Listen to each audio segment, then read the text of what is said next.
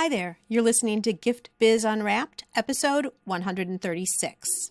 It is going to be like nothing you have ever tried before. It needs to be on Oprah's list. Hi, this is John Lee Dumas of Entrepreneur on Fire, and you're listening to Gift Biz Unwrapped, and now it's time to light it up. Well, hello, and thank you for joining me on the show today. If you're a gifter, baker, crafter, or maker, and you own a brick and mortar shop, sell online, or are just getting started, here is where you will find insight and advice to develop and grow your business. And if you want even more gift biz motivation, I'd like to invite you to join our private Facebook group called Gift Biz Breeze. Pursuing your dream should be fun, exciting, and rewarding, not stressful and scary. When you join the Breeze, it's like sitting in the park with friends who bring you all the support and the answers that you need and that you've been looking for. You'll have access to a group of amazing creators along with tools and resources that can catapult your business growth. And a heads up if you're listening right now as this episode is released or shortly thereafter, you'll want to get over into that group soon. I have several special opportunities happening there right now, but you have to be part of the group to participate. I'm talking about free opportunities to affect your business this year, so don't delay. To join the group, go over to giftbizbreeze.com. I look forward to seeing you over there, but for now, let's get on to the show. Today I have the pleasure of introducing you to Maureen Basile, Maureen's Sweet Shop. Distraught by the lack of handmade chocolates in her area of East Longmeadow, Massachusetts, Maureen realized that she had to save others her despair and bring her community mouth-watering handmade treats. Fortunately, Maureen was sitting on many original recipes and took to perfecting them before presenting them to the townspeople. Made fresh daily with wholesome real ingredients, she began standing over hot boiling pots to create the perfect candy. Candy whose only preservative is the love folded in by the chocolatiers in her shop.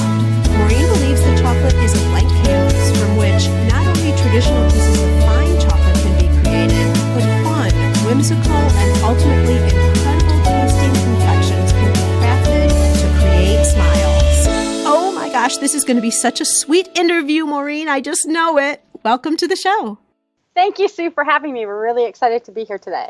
I cannot wait to hear the whole story. I've known you for a while, but we've never gone into the backstory, so I am super excited for this one. But you know we start off in a little bit of a different way, and that is by having you describe yourself through an ideal motivational candle. So if you were to give us a color and a quote or a saying that represents you, what would your motivational candle look like?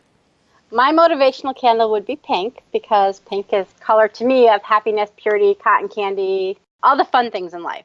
And it motivates me and it always keeps me going forward. And the motivational quote I would put on it is anybody can do anything for a day, a week, or a month. And I got that from my brother who battled cancer, and he would go in for these horrible treatments and he would sit there and he'd go in for a week at a time. And I'd sit there and I'd say, Don, anybody can do anything for a week. And it just kind of stuck in my head. And when I get really tired, I just keep saying that to myself. Anybody can do that for a week or for a month, whatever season it is and how long we have left. I think sometimes within our businesses, it does seem like it's too much. It gets too heavy. The burden gets too much. Not as much as what your brother had, for sure, but it still does feel like that. So being able to say, yeah, you can just get through it. Because it seems like there also then comes a point where you go home and you get some sleep or you get some time off or something, and then it's all good again. But you've just got to get through. That's it. But when you see somebody that goes through something like that, I mean, what's a week of 14-hour days? You can get through anything. I agree with you there. All right. Did you just create this quote? Is this like an original for you based on the situation with your brother? Yeah, it was just something that watching him, he was probably one of the strongest people watching what he went through. I derive my strength from that. And it just was something that you can do it. You can do anything for a week. And it has stayed my mind through the holiday seasons. And I mean, we do 14, 20-hour days depending on the day. And it's just 4 o'clock in the morning comes and you're sitting here thinking, oh, I'll never make it. And you're like, you can do anything for 2 more days. It just stuck around here and we all say it to each other and it motivates us all to keep going. All right, well, let's talk about how you ended up working 20 hours a week during the holidays. How did this all begin, Maureen? Well, it's kind of a crazy story. I started out practicing in family law, which, as you can imagine, is incredibly depressing. And I did a lot of grandparents taking custody of their grandchildren. That was my specialty. And I'd have like parents calling and threatening me. The grandparents were always in tears. The kids were always a mess. And I'd come home after a 12-hour day dealing with that, and my husband thought I was miserable. And I was, to be honest with you. And he's like, would you just do something else? You're not happy. We're not happy. And to be honest with you, the other part of the backstory is my husband is a concessionaire. He's got food trailers that goes to different fairs. And I would go out on weekends and be with him and notice everybody happy there. It was like a fun environment. And then I go back Monday to work and I'd just be a basket case. I ended up starting to work less and less and hanging out with him a little bit more. And one day my father-in-law said, what do you want? And I'm like, I want a cotton candy trailer, joking with him. A week later, he calls me, well, what color do you want your counters? I just bought all the equipment. I'm like, are you kidding? No way. Yeah. He literally built me a trailer. And I hired some teenage girls, and they would go out and they would make the cotton candy. And I'll tell you, cotton candy making is a lot of fun. They'd make the cotton candy, and I'd go out and I'd supervise them on the weekends. And then it kind of grew. I mean, I turned my husband's food business into like a great success, and we were out all the time, and it was fun. And he finally just said, why don't you just leave the other job and help me? And so I did. And then one day my father-in-law was like, you need those big swirly lollipops. So I'm like, oh. So I went out, I searched for them on the internet. I found the manufacturer, called them, and they're like, oh, you got a distributor not too long from you out in Long Island. They sell them. So I called, and I'm like, I'll come out and pick them up. So I went out one Monday, and we picked them up, and I came back, and they had a showroom there. And they had all kinds of candies and chocolates and everything. My mind started to work, and I'm like, this is fun. I've got to do something like this. And I came back and I told my husband, I'm like, oh, I bought you this bag of chocolate-covered almonds. And he goes, where's your mind going? And I'm like, I'm thinking we need to sell them somehow. They're not going to work out on the fairs because it's too hot and they'll melt, but we've got to do this. Next thing I know, my father-in-law is calling me. My father-in-law is a great man. I mean, he's got great ideas and great vision. He goes, I have the perfect spot for your candy store. I'm like, candy store? He goes, yeah. And it was a little kiosk in the mall that was like 150 square feet, but it was perfect. It was like an old jewelry stand that had counters all around. And it was an absolutely perfect place to start. 2 days later, I'm signing a lease for something. I had no clue what I was doing. And I was working my tail off to come up with the money to buy all the stock and everything. And I did it. And all of a sudden, we opened this little kiosk in the mall. And it was crazy. It was so much fun. So first off, kudos to your husband for recognizing that you were in a place that wasn't fulfilling to you and making you happy. And then your father-in-law just walking you down the path step by step, almost you had no choice, really. Once he's bought the van for the cotton candy, or the truck for the cotton candy, I guess I'd say, and then your shop. But interesting, Maureen, because I think you, similar to me, didn't have the idea yourself, that you could start yourself. Someone had to place that idea with you. Why do you think we're like that? I think we've just tried to please everybody. I had said when I was a little girl I wanted to be a lawyer, and my father was so, oh, great, you want to be a lawyer, So my entire childhood I was geared towards becoming a lawyer. Then you spend all that money on the degree, you practice, and to be honest with you, when you go to college, you have no clue what the future career is going to be. So you sit there and you're like, okay, it's going to be great. I get out of law school and realize that 90% of my day is going to be pushing papers on a desk. And I'm like, this isn't what I wanted. I wanted to be in the courtroom. And I wanted the activity of being a lawyer. And it just wasn't there. I was so disillusioned and so stuck to it because of the money I invested in the degree. I didn't let myself think that it was okay to have another dream. It's like I had had this dream my whole life. And okay, I fulfilled it. But now what? It wasn't what I expected. And because I invested so much in it, I didn't want to let anybody down. I didn't want to let myself down. And I wasn't letting myself have the ability to do something I truly was passionate about. I'm thinking that there are listeners here who are probably in a similar situation. They've invested in a degree, they've got their career, things are pretty comfortable, but it's only okay. They're not totally fulfilled. How did you go through telling yourself it was okay to leave? Because I'm sure you went back and forth a little bit. Yeah, I'm not as happy, but it's solid and not everyone can be a lawyer, let's face it. What was your mindset of making that transition? Yeah, I don't think it was as much telling myself that it was okay. I think it was letting the world know it was okay. I was afraid at people's reactions because I had been so focused on this career. When you work in a job like that, I mean, you've been in an industry where you work crazy hours for a paycheck, and you just sit there and it's like you're focused. You kind of lose some friends because you're so busy with the work. And then it's like, okay, now I'm going to come out and say, okay, I made a mistake. That's one thing. I'm a perfectionist, so saying I made a mistake was hard. But I felt like I was going to let everybody down, and I was wrong, because all anybody ever wanted for me was to be happy. And I was so focused on I was letting the world down that I couldn't see past that. Interesting. So what advice would you have, or what first steps would you have for somebody who should consider doing that? Consider going off and separating from what they thought they were going to be doing as their lifetime profession. I would say let yourself do it. You're not failing. Your life changes in every step. You're single, you're a teenager, you go off to college, your life changes. You go to grad school, you go out to the workforce, your life is changing. You buy your house. So with every change, your life is changing. So just because at 18 you thought you wanted to be a fireman or a lawyer or a doctor, it doesn't mean you have to stay that way. I married a guy I never would have thought I'd marry, who's been wonderful, takes my mood swings like he's a pro, and comes in here and helps when he's not working. I married a champion, and he helped me realize my real dream. Okay, so here we are. And you did get permission. I mean, obviously he said, okay, that's fine, let's do this. And then also support from your father-in-law. So the whole family really was backing you, which does make it a little bit easier. Makes it a lot easier, yeah. What point did you, along this way, from the cotton candy to then the spiral lollipops and all of that, and then the chocolate-covered almonds, at what point did you actually create Maureen's Sweet Shop? It was probably in a 3 or 4 month period of time, to be honest with you. It just happened quickly. We found the space, and we started to work as hard as we could to make sure we had the savings we needed to go forward. And I think that would be like the key to anybody thinking about this is before you jump, work hard, save the money so that you can go a good 6, 8, 12 months not having to worry about income stock and all that, because it's going to take a while for you to be able to build your income back up. We worked really hard that summer. Fortunately, with the trailers and stuff, we're able to book them and make the money we need to make. So you were consciously then putting it aside? Yes. Knowing that this was the plan. The plan was going to be to open the shop, and face it, retail is expensive. Exactly. And we went to a mall, so they required 4 months rent up front. And there are a lot of things that they were requiring that were expensive. So we had to make sure that all that was covered, and we had to make sure the bills at home were covered as well, because losing my income was a major hit to us.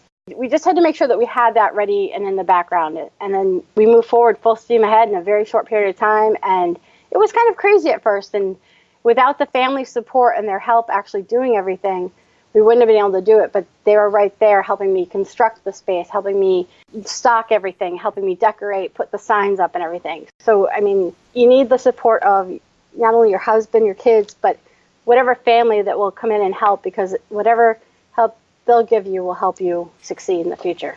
Why did you decide on your name as being part of the name of the company versus anything else? Talk us through how you created that and decided upon that. Actually, I give my father-in-law a lot of credit for that, because he always felt like a woman's name should be in the name of the business for something like this. And he said it'll go farther. People will respect, because women they associate with baked products and candies and things like that. And he always liked the old-fashioned way to spell shop, S-H-O-P-P-E. He just thought it would just flow well together. Let's talk about your grand opening in the mall. What did you do? The grand opening in the mall was a little bit easier than when we opened the store, because we went in that night, because you had to go in after the mall was closed, because we're in a kiosk. So we went in about 9 o'clock the night before, literally worked all night long to get the kiosk all set up, get the signs up, get the counters loaded and everything, and opened at 9:30 the next day. So it was my brother, his family, my father, mother-in-law, my mom, Chris, and I, and we were in there and working round the clock to get it up and open. Oh my gosh, that's crazy. And so you were there, obviously, as it opened and the first customers start coming in. Talk about that a little bit. Well, they were all excited because this mall had a candy store in quite a while. And there's a movie theater in the mall, so we sold a lot of the bulk candy and some chocolates and everything. And one of our first customers happened to be one of the jewelry stores in the mall. And they came in and they literally bought all of our chocolate-covered Oreos and pretzels to hand out to their staff for the day. And I'm like, okay, what am I going to do now? Because I can't get delivery till Monday. It was crazy. We scrambled and kind of filled some spots with different things. But the mall staff itself and the employees were so supportive of us, and they were always there. And the movie theater customers came to us for candy because we were cheaper than the movie theater. And it worked out well for us. It was a great little spot for us to start in. Wonderful. Okay, and then what happened from there? Because obviously you're not there now. Right. Well, we grew. And in order to sustain the business, we knew we needed to make our chocolates because it's very expensive to buy them. And we didn't have facilities to do that.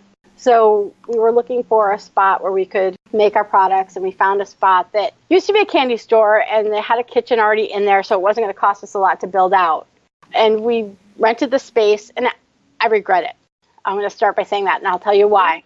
At first, it seemed like it was a great spot, but we were set behind a grocery store. So we were kind of like the backyard plaza. And there was a pizza shop in there, a Chinese restaurant, and a hair salon. So I thought, good traffic, that sort of thing. Well, the plan was it was going to be great. But what happened was we got in there and I loaded everything up. And having opened in the mall before, there really wasn't a chance for a big grand opening. So here it was like I set the date for the grand opening before we were ready. So our stock came in Tuesday night, Wednesday morning, and we had a grand opening on Friday. We had 1,200 square feet to fill, and we weren't ready. And it was just disappointing, not only for myself, but for the customers that came in for the grand opening. And it was really nothing grand. It was just us still stocking shelves, trying to get the shelves filled. And it was a huge mistake that kind of haunted me for the 4 years I was there. So the mistake was making sure you were truly ready for the grand opening. Right. Had I done a soft opening and just opened the store as I was stocking it and then planned a big grand opening and invited all the officials and everything, it would have gone much smoother because everything would have been ready. But I wasn't ready for the grand opening. So when people came, because it was in the paper and everything, the store wasn't stocked properly and the shelves were kind of empty and it was just done wrong. So if you're opening a retail brick and mortar, make sure you're ready for a grand opening before you schedule it. They don't have to go through what you went through. Exactly. And then 2 weeks later, I ended up very ill and needed emergency surgery. And I was out for 8 weeks. And it just one thing led to another. And it just turned out to be a cursed bad location. And it never got to where it needed to be because of the incidents in the beginning. It's hard to rebound when you falter in the beginning. Okay, but that was 4 years. You stayed there 4 years. Then what happened?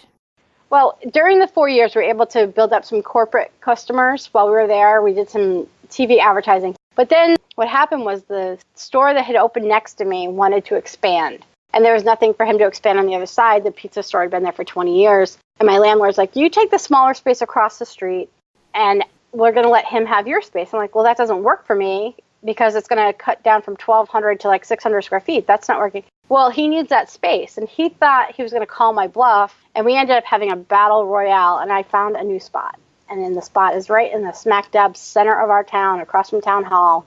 Less money for rent and double the space. Oh my gosh, a blessing in disguise, wouldn't you say? Exactly. Now, did you have to build out a kitchen there? It's kind of funny how we did it. We actually built out a sink room where all of our sinks to wash up everything is sectioned off, just because I didn't want people seeing that. We built a smaller kitchen upstairs, and we have a whole downstairs that we built half storage and half our full kitchen. So we did a little bit of build out, but it wasn't too bad because the space was designed perfect for us.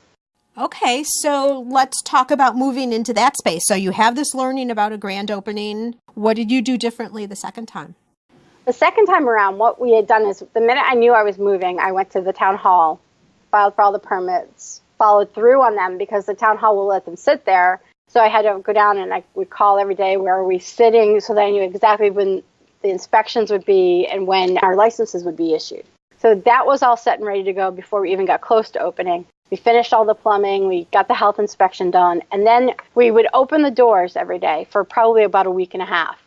Then I sent out all my formal invitations for our grand opening. I set the date for 2 weeks later, sent out invitations to all of our customers, to the town officials, to our state reps, to the press releases, to the newspapers, had everybody down here, got little citations from the House of Representatives. And it was just, everybody came, free publicity like crazy because all the press was here. And it was done right. The stores were stocked full, and it couldn't have gone any better. Oh, that's fabulous. So everyone got samples, I'm guessing? Oh, we had samples all over the place, absolutely. We had a coupon in the paper for 20% off any of your purchases. Everybody that came for the ribbon cutting, what we had done is we had done a soft opening, then we did an invitation opening to all of our customers, and then we had the big grand ribbon cutting opening on a Friday afternoon. And each event brought new people in that spent money. So it was just great to plan it out properly and do it so that people got an invitation, they felt special, and it was just perfect. So once you got everything set in terms of the licensing and the inspections and all of that, you had the doors open so people could come in, but you weren't officially ready yet, I'd say. So you would call that your soft opening. We weren't ready to go full speed yet. We were still stocking the shelves. We were still making product be fully loaded. But people had been so curious because they'd seen the decorations in the window that we would let them come in. And if they wanted to buy, they could buy. And we're like, oh, we're still stocking. We haven't had our grand opening, but welcome. And then you're making them feel special because they can go back and say, you know what, they're not really open yet, but they let me come in. Here's what I saw there. Exactly. Good strategy. I don't know if you meant to do that, but that was excellent strategy. I'm here. The door should be open. There you go. Why would you lose sales then? Everyone needs chocolate every day, I'm thinking. Exactly. So soft opening, and then specific invitation grand opening, and then the full-blown public opening were your 3 steps. Yes. So what happened after the grand opening? Obviously, you want to keep the momentum going. What we had done, because typically when you open a candy store, you open it August through October because you get all the holidays coming in. And when you move your store, it takes about 6 months for people to find you. So we had known we were moving in January. And what we had done is we had put a big banner in the old store saying, we're moving, here's our address. We made everybody sign up for our mailing list. And then we invited everybody that signed the mailing list on Valentine's Day to the invitation opening. And we opened about, I want to say, a month before Easter. So people were able to find us. We wanted to open before a big holiday because if you open in the summer, it's like summer and chocolate, they don't mix well together. So we needed to find a way to let people know that we were here and that we're still the same company and that this is where you can get your chocolates. Question for you. What happened to the candy of the beginning, like cotton candy and all of that? Did that go away at the point that you opened Maureen's Sweet Shop? No, unfortunately, we still have it, and it drives me crazy because I'm so busy here. It's hard to run that on the road, but it's trying to juggle too many things, but it's still a great moneymaker for us. It's something that we really do need. So we find a way to make it work. Chris is great, and he goes out and he makes sure that all that is set up and ready to go, and then I'll come out for the weekends and make sure that everybody's in their place and doing the right thing.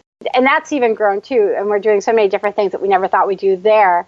So it's trying to juggle a lot, but they complement each other, too, because we do a lot of favors that involve cotton candy. So I just rob one machine from there and bring it here and do that. And I'm wondering if, because you're right, chocolate in the summer, I don't know if it does or not, but does that take a little bit of a dip and then in terms of sales, and then the cotton candy and other increase during that time? Absolutely. And a lot of chocolate shops will bring in ice cream during the summertime. Our Board of Health is kind of funny with ice cream and their health codes and everything. And I'm not sure I could actually bring the store up to code for the water system that you need for that. So we don't bring that into the store. But the trailers that we have with the cotton candy and the snow cones and all that, that helps us offset what the store isn't making during the summertime. I don't know if you do that intentionally, but that works great. It's awesome. And the timing of it really complements each other because that picks up right after we get through the Easter Mother's Day season and we're waning down on the early wedding season. So that'll pick up during when we're really slow. And then as wedding season starts again in the fall, that starts to slow off a little bit. So they complement each other very well in that way. Good idea for everybody. If you have a little bit of a dip in your sales, is there something else complementary and in line with what you already do, but a little bit different in terms of a product even perhaps that peaks at a certain time when your sales normally are low? Because you've already got the staff, you've already got all your fixed costs. So if there's a way to divert and make more money just to cover all of that, like Maureen is saying, it's perfect. And it's great because it's different. Even though you're here at the retail store for so many hours a week, you get to get out and do something different that isn't in the norm, and it helps break it up a little bit. So when you come back, you're kind of refreshed. Oh, great point. Let's talk about your mailing list. You are one who obviously understands the value of collecting emails so that you can communicate with customers. How are you using your list? I will freely admit I don't use it as well as I should use it. I should be emailing constantly, and I tend to email reminders of the big holidays coming up. I will email if I have a focus group for kids, because we do kids' birthday parties here at the store, and I'll email we're having a special on birthday parties. But I don't do it as much as I should, and I don't do it as with the material that I probably should plan ahead more.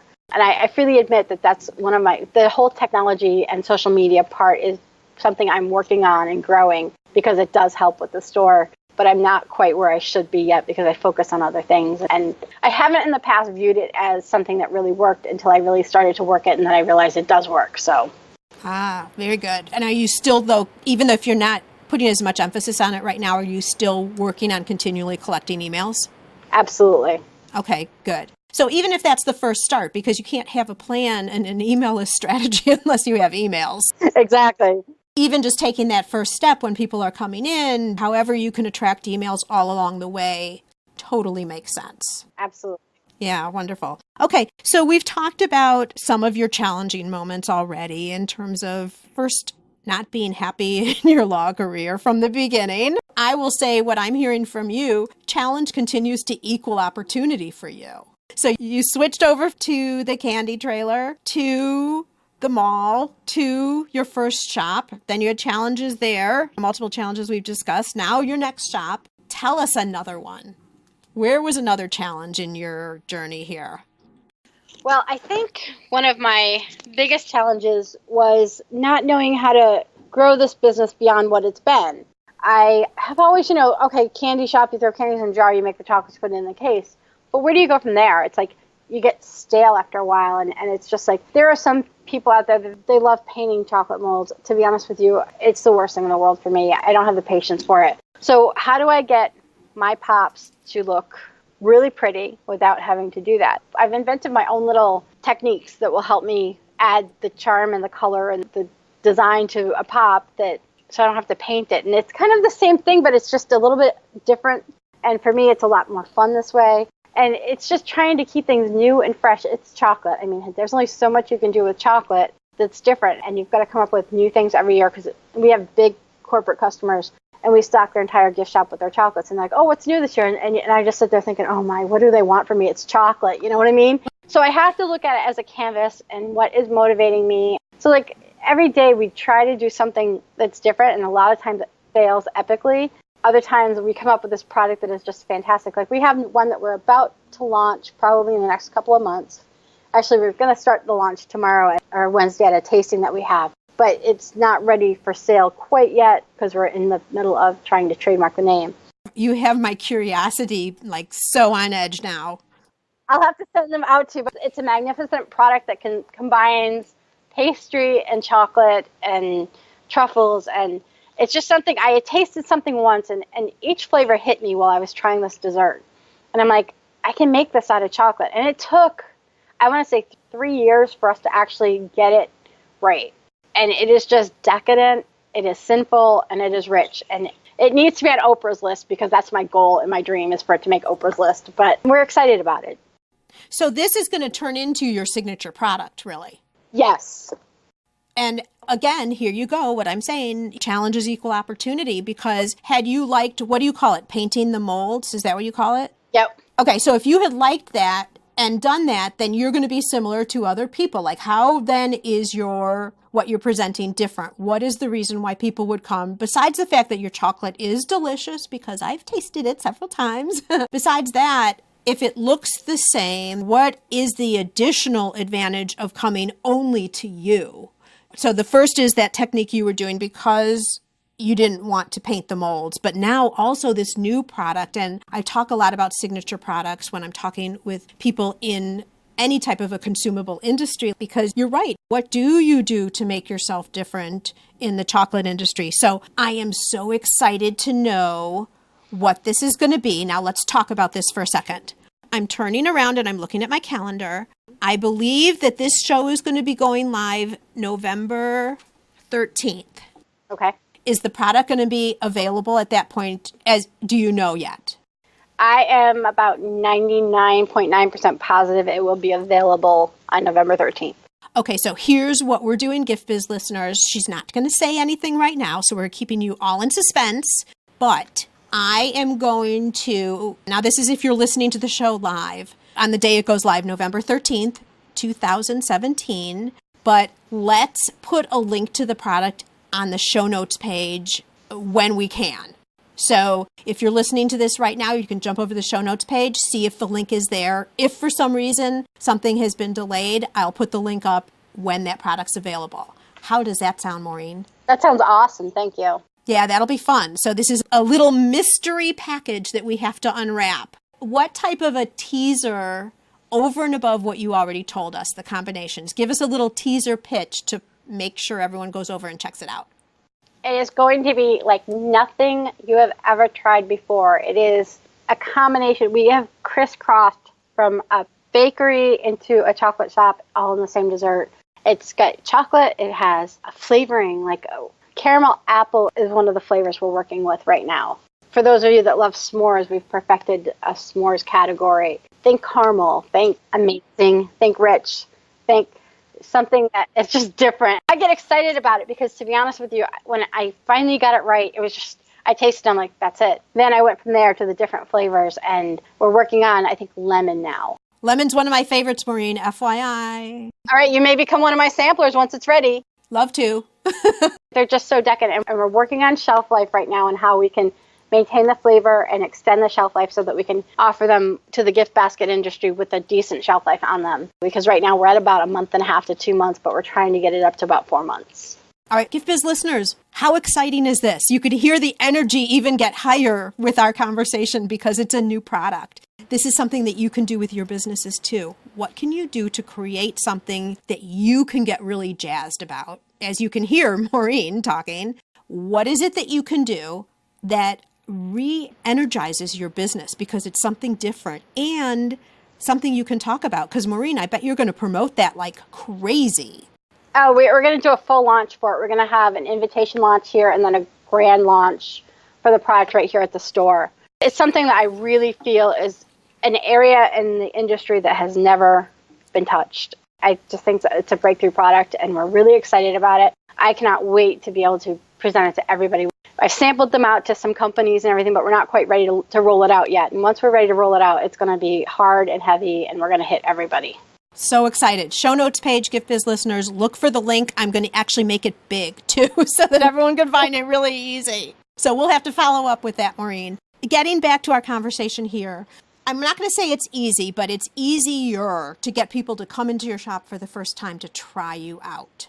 Exactly. What other things do you do? And you've also mentioned that you have a list of corporate clients. What else do you do to make sure that they're not coming in just for one time, but that you keep them coming in? And I know you will be doing the email list. We get your confession that you're not doing that right now, but what else do you do to get repeat business?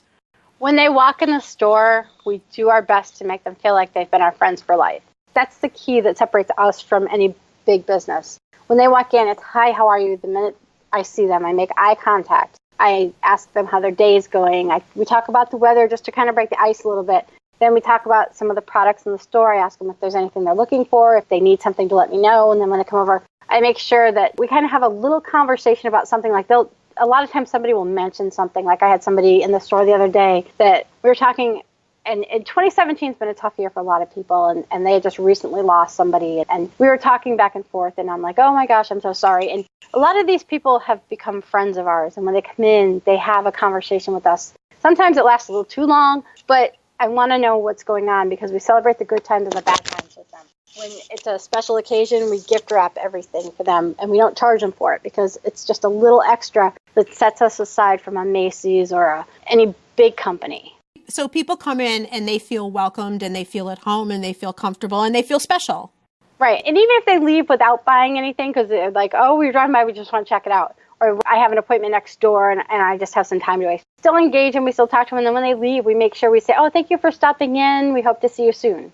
And we want to make sure that they're not buying something didn't bother us and they're welcome anytime. Because a lot of times with our name, some of them think that we're a bakery and that we offer like cupcakes or something. So they're like, oh, I was looking for cupcakes. So I'll direct them to the nearest bakery, which is around the corner, and I'll offer them a sample of something. Do you always have samples in the shop? We don't necessarily have them out, but we offer everybody a sample. So if they're in here, oh, would you like to try a truffle? Would you like to try this? Would you like to try that? So that everybody can try our product. If they're trying to decide what they want, oh, well, what would you like to try? That way they can actually enjoy a product and then realize that the taste is great. So even if they're not shopping for it today, that they can come back in the future when they're looking for a quick gift for somebody. Got it. Okay. And what about on the corporate end? What do you do there? Corporate customers are tough. I mean, we do a lot of kissing. We have some great corporate customers. We had one guy, this is a funny story. I had opened the first store outside the mall. And this guy comes in at Christmas, hands me a list and says, okay, I'm going to start picking these up on Tuesday. And it had a list broken down to days of different platters that he wanted. Never met the guy before. So I'm like, okay. So I looked at my mom who was working with me that day. I'm like, is this for real? And she goes, I don't know. So I took a leap of faith, and I would never advise anyone to do this. Please don't do what I did. I did it. And the guy came in and he picked up the platters and walked out. And I'm like, okay. He goes, I'll see you tomorrow. So I did it, and I did it the whole entire list. And he comes in and he goes, here's my credit card. And he paid for the whole list. And he has been my customer ever since. Every year he comes in, his list is growing, and he's like doubling the size of his orders and everything. And I think it was just like a test run for me. But I should have gotten the money up front. I didn't know the guy. And please, if you do it, make sure you get paid up front. It was just every now and then you get a feeling like it's okay. And I did everything for him. When he picks up his last order, I have a little gift for him because he goes up to Maine every year with his family so that he can enjoy that for the holidays with his family. So you always want to thank your corporate customers too. We have another great one. They have this big light display here in town. And it's wonderful because we do their gift shop for them. And we load the whole store with chocolates and everything. We let them borrow some of our fixtures and our tables and our displays. And they come back every year. They refer corporate customers to us because when they say, hey, I know it's tight. Can you do this for me tomorrow? I will work all night to do it for them for tomorrow because they're good to me and I need to be good to them. So you would recommend, Maureen, the first thing you were saying is don't ever do this, is don't ever wait until the end. Make sure you're paid up front. Yeah. Someone who's bigger, and I think maybe corporate people, it might be okay to do at least a deposit, like 50% or something. Yeah, absolutely. Like the one where we stock the gift shop, I invoice them. I'll stock it and I invoice them and they'll send me a check. We've been working with them for years and I don't have a problem with that. But like if it's a new company that's coming in and they're ordering something big, I need at least a 50% down payment. And that's only fair because you got to buy the stock and everything. And a lot of times it can be a lot of money that you're putting out and you got to make sure you're covered for that. Yeah, and you need history with people. And I think a lot of businesses would understand that. As you go, as you're further along, you don't have to do it if you've had experience with them, but certainly in the beginning. And if you're doing that and it's a big order, make sure to get a contract. And that's where my legal background comes in because I can do my own contracts. I can do all that work myself. But if you don't have that background, have somebody that does have that background review your contract if you draw it up yourself or draw one up for you. Because you don't want to miss anything, and there's certain elements that have to be in a contract, make it valid. And I don't want you to be burned on that. Yeah, absolutely. Good point there. All right. So what, during your day, you're really busy because you've got the trailers going, you've got the shop going, etc. What do you do, or what type of either an app or something that you rely on in your business helps you keep this all together and stay as calm and cool as you sound right now? Well, if you're my husband, you know I never stay very calm and cool. That's a little caveat, I guess. It's kind of funny. There's a lot of different tools that we use here. One of them is I do a lot across the country with the gift basket industry.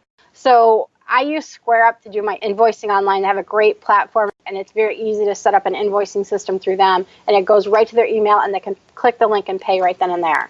That's been a wonderful tool to us. Believe it or not, you're going to laugh at me, but YouTube is great because if you're looking for something and you can't quite figure it out, there's always a video somewhere of somebody doing that. So it's been like a great tool to kind of get a little bit more creative in the store. I mean, the chocolate business is a bit of a, oh, what are they doing? You got to keep up on it. And we do. And like I was getting bored with my stuff. And there's this great company out in New York called Hercules Candy. And we've become friends with them a little bit. And they do a lot of foiling. I'm like, oh, I watch their videos to see how they get it smooth. Because like I love the look of foiled chocolates. So I've been watching and seeing how they smooth it out with the towels and things like that. So that to me has been a great tool.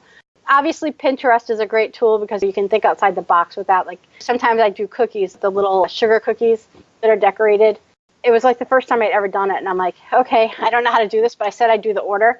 And I went onto Pinterest and there was like a recipe for the frosting that I needed. And it was perfect. Oh, interesting. Yeah. I've never had anybody talk about it in that way in terms of things that then provide you motivation. Because you don't have to copy necessarily exactly what you're seeing, but it inspires you to take that and enhance it and make it your own. On Facebook, there's always like different groups going on. And part of the industry that does it from home, kind of like they don't have to do the permit thing that I do and everything. So it kind of rubs me a little bit. But on the other hand, some of these women are so talented that they're doing these glitter things and things that I knew nothing about until I watched them. And I sit in awe every day of some of the pictures that they post. Most of them do cake pops, which I don't know if you've ever made a cake pop, but I will never make another cake pop as long as I live. They're the worst things to make. But they turn them into little animals and designs, and I'm in awe of their work. I've learned a lot from these women and a lot of different tools that I use now I never would have known existed if they weren't sharing it with us. Look everywhere for inspiration. Look everywhere for help, because it's hard when you're doing it yourself and you don't really know what's the new trend or what people are buying. And people are willing to teach. You just have to be there and you have to ask, and people will help you. Right. Absolutely. I totally agree with you there. So this is a great way to also stay current in your industry. You can see what new techniques are out there, demonstrating all of that. Is there anything else you do to make sure you stay up on everything, either within business overall or your specific industry? I definitely go to conventions as often as possible. I mean, and I go to different conventions. I just don't go to the chocolate convention. I go to the gift basket convention because I've learned marketing. You're a great mentor to me for marketing, social media, and all that. Oh, thanks. Everything you say to heart, and I implement it. If you can do anything, watch Sue and watch Gift Biz Gal, because she has so many great tips on marketing. Use her as a mentor. Reach out to these different groups that could be helpful to you as far as marketing management, anything business-wise, because the more you know, the better you're going to do, because marketing is something I never really had to do. So it was like a new animal to me that I had to conquer, and it's still a daily thing for me. Like, okay, I only have so much this month for my advertising budget. Who's going to get it? And you've got the free local paper, or you've got the newspaper, and they're all knocking on your door for money, but you have to know which channel is going to work for you. And that's something that you have to try to figure out, because it's going to cost you a lot of money. And things keep changing so fast now, too. Oh, they do. Yeah, and you need to stay focused on what you're the best at, which is your business, and making sure everything's on target there. And so you're right. Why do you have to learn it yourself? You go find other people who have figured it out and can tell you. That's one thing that you're always on top of, is what's going on in social media and the marketing area. So anything you say, I listen to. Like you said, do live video. And that has been something I do quite frequently now on my Facebook page. And you have. I'm so proud of you. It took a few times for me not to feel self-conscious. Now it's just like I set up the tripod and I stick the phone on there and I just start talking. Perfect. It works great for us. So, and getting a lot of attention. And I don't just do, oh, here's this chocolate. I have done bow tying lessons and all kinds of things. Yeah, and even just showing a picture of even at the cotton candy trailer. Oh, that's a good idea. I hadn't even thought of that. Yeah. Yeah, you could do something with someone who's just gotten their cotton candy. Why'd you pick that flavor? Or how do you eat it? Or isn't it sticky? Or, you have so much opportunity for content. It's crazy. And I want to be seeing it when that new product comes out. Oh, absolutely. We're definitely going to do a video launch on that. All right. Good. So any final advice, Maureen, for someone who has gotten inspired from our conversation and is thinking about getting started, but 10 minutes after they're done listening here, all of the questions come up again. They're getting nervous and anxious. What would you say to that person? How much time do we have now? What I would probably say is go for it. Because since I started this, I don't work anymore. I play. There's going to be some up and down days, and there's days that are going to frustrate you. Like the day the Board of Health walks in the door for your semi-annual inspection and you're not expecting her and you've got a sink full of dishes. But nothing is insurmountable. The key piece of advice I can give you is just make sure you have a nest egg to fall back on, because it's going to take you a while to turn a profit if you do it outside your home. If you have the ability to do it inside your home, it frees up your time for marketing, networking. Networking is key. Go out, join some groups, and do some networking, but go for it, because it's so much more fulfilling. I mean, I make less money now, and I work longer hours, but I don't work. It's just 90% of my time I'm enjoying the day. There's always sometimes like tax season and Christmas Eve and I haven't slept in a week. But go for it. If you don't go for it, you'll regret it, and regret you can't live with. Words from someone who's done that. Thank you, Maureen. You're welcome. And now I want to offer you an opportunity, Maureen, to dare to dream. I'd like to present you with a virtual gift. It's a magical box containing unlimited possibilities for your future. So this is your dream or your goal of almost unreachable heights that you would wish to obtain. So accept this gift on behalf of myself and our listeners and let us know what's inside your box. Inside my box would be listing our new product that we're about to launch on Oprah's best list. Tell us how you're going to get that to happen. Well, I think I'm going to, once I launch the product, I'm going to have to send it to Oprah.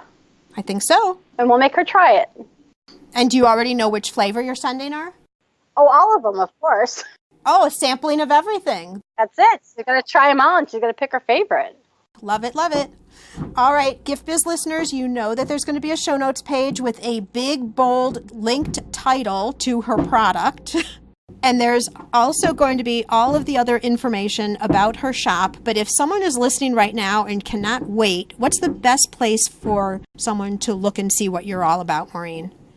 It's Maureen'sSweetShop.com, and there's 2 S's in the middle, and it's PPE on the end of shop. Thank you so much, Maureen. It has been so fun to listen to your backstory because I have known you for a while, but we never went into all of this detail and kind of went down this other side road. And so much great information, especially for someone who's just starting out, hearing how step by step by step you have created this into something that you love. You no longer work, you play. That's it. We all know that you will be on Oprah's list very soon. Best of luck with that. We are all rooting for you, and may your candle always burn bright.